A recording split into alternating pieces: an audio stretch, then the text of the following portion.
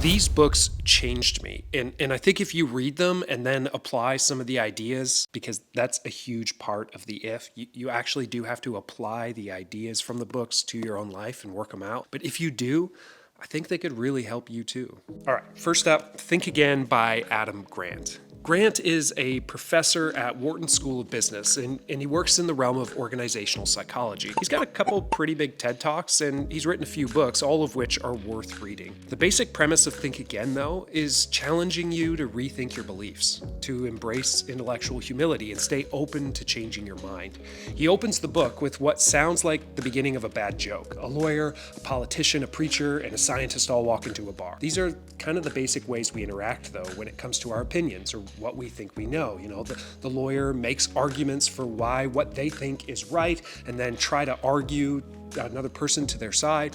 A politician is kind of more willing to be shifty and change what they say they think is right in order to win the favor of the people. A scientist, however, approaches problems with curiosity, with questions, not answers. They're constantly having to find out that they were wrong, to adjust and to keep learning. One of the lines that stuck out to me in the book was when Grant said, "I love finding out when I'm wrong, because it means I get to learn something." He also argues that being willing to reconsider and unlearn outdated perspectives is a crucial skill. It's one that helps us grow and avoid blind spots, engaging in healthier conversation. Even though Grant is not a Christian and this is not a Christian book, this is something that Christians need to be better at. The reason I know that is because I'm a Christian and a pastor, and I need to be better at it. Book number 2, How to Know a Person by David Brooks. This book argues that we live in a world where people feel unseen, unheard, and disconnected. And Brooks explores what it really means to see and understand others. So he breaks down the art of deep listening and meaningful conversation. It's something that,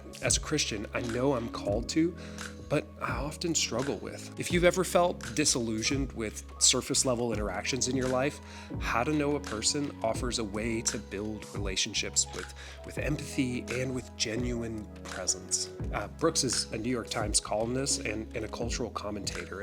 And even though he was raised Jewish, he's been deeply influenced by Christian thought in his life. And his books often explore morality and faith and the human need for connection. They're all great, but this one could revolutionize your relationships. All right, number 3.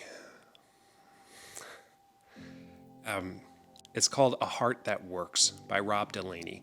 Now, maybe you know Rob Delaney from shows like Bad Monkey or movies like Deadpool, or maybe you've seen his stand-up, but this book, it wrecked me.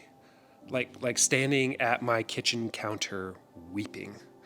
It's a deeply personal memoir that explores the grief of losing his son, Henry, to cancer. He vulnerably details Henry's decline and death and how that loss reshaped his understanding of love and suffering and hope.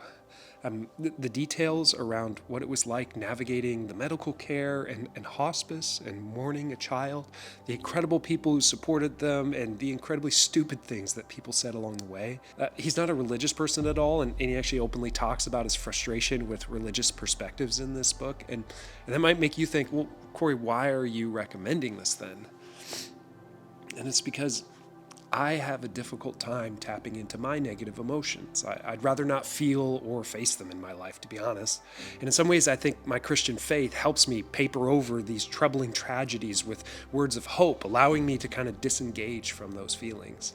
The New Testament almost kind of lends itself to this. Hey, things suck now, but look to the future because heaven's going to be great. Actually facing the devastating realities of the human existence, that's something that our Jewish heritage does better, in my opinion. The Psalms do it well. The Ecclesiastes does it well. I loved this book, even though it was hard to read, because it opened up a channel for me to face some emotions that I usually work pretty hard to keep bottled up, to an unhealthy degree. So if you're ready for it, this one is honest and raw. And if you're struggling to engage grief or navigate your own loss, I think it could be a good companion. I also think it's a powerful reminder that faith and doubt can coexist in the midst of pain. Book 4, The Scaffold Effect by Dr. Harold Koplowitz. Yes, this is a parenting book. And no, it's not a Christian parenting book, but as someone who read a decent Christian parenting book last year and also read this one, I can tell you it's really helpful. Here's what's true. Most of us operate in our parenting and relationships either reacting against how our parents raised us or unconsciously reflecting how our parents raised us. This book is really about setting a conscious goal and direction for your parenting, raising resilient, self-reliant, and secure kids in an age of anxiety. The Scaffold Effect is about parenting, but at its core, it's really about creating environments where people can grow in healthy ways.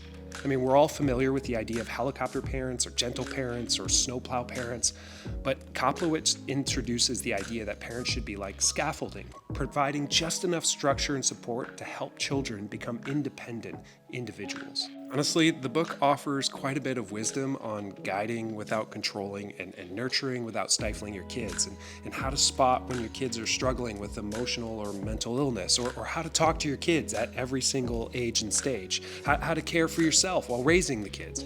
The author's a child psychiatrist specializing in adolescent mental health and development, and he's an incredible expert. If you're a parent, read this book. It will be affirming, it'll be challenging at the same time, but what you nurture and pay attention to grows. So if you want to grow in your parenting, read this book. Lastly, I think it would be worth it if you read from the Bible. Not the whole thing, not cover to cover, just pick a couple of the books and read through them. The Bible is, as one author put it, an ancient library of poems and letters and stories that have transformed the way that people think and feel about everything. I mean, these words have been influential for literally thousands of years. So I think they're worth your reflection too. But what about you? Which of these books are you most interested in reading? Or do you have a book that's changed your life? Share it. Let me know in the comments. I want to hear from you. For now, that's it for this one. So thanks for watching. Subscribe if you like this video. Join the email list if you don't want to miss out on anything in the future. And if you're looking for personalized, customized help when it comes to navigating your spiritual life, throw a wave emoji in the comments. I'd be happy to set up a time to chat with you one-on-one. All of that completely free. I mean, this is church. Next weekend, we're going to get back into our series on the apocalypse and the book of Revelation.